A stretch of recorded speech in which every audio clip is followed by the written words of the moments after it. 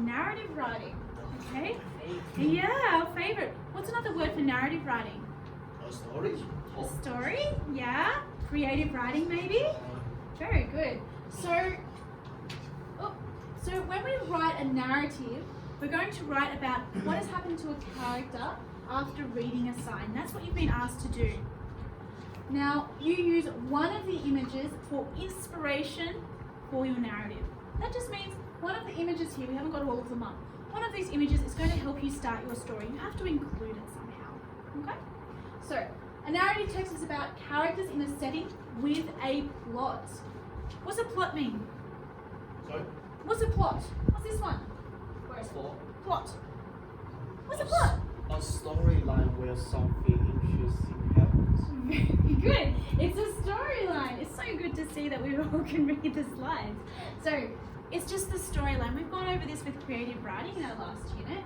So, remember our storyline goes like this. We have our beginning, then we have something interesting happening in the rising action. Then what's the climax mean? The highest. The most interesting in your story. Yeah, the most interesting, the highest point of what, Tristan?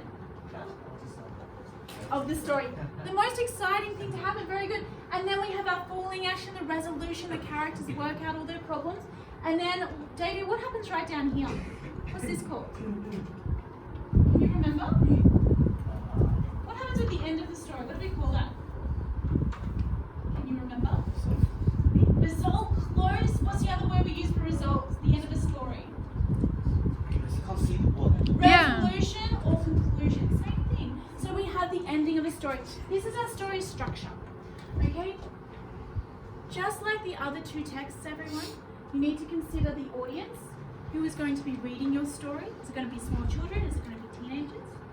We need to consider the purpose. And what's the purpose of a narrative? Why do we have narratives? To entertain the reader. Yeah, to make it interesting, to make it exciting. They want to keep on reading. Okay, fantastic. And vocabulary. Now look at this stimulus. What's our vocabulary going to be related to? Imagination. Well, of course, imagination.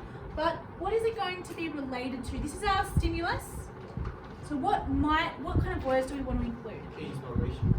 Has to be very inspirational, yes. What else? What is it? It's like What's that? That's a sign. it's a sign that you can go everywhere, kind of. Yeah, it tells you where to go. It's a sign. Very good. So we want to make sure our vocabulary is related to signs. Okay, directions. Okay, so we have things like symbols or forewarning or caution or foreshadowing. Okay, warning and danger. These are all words which can be associated with signs. So even when you are doing in your reading time, you can be thinking of all of the words that you could use that match this stimulus.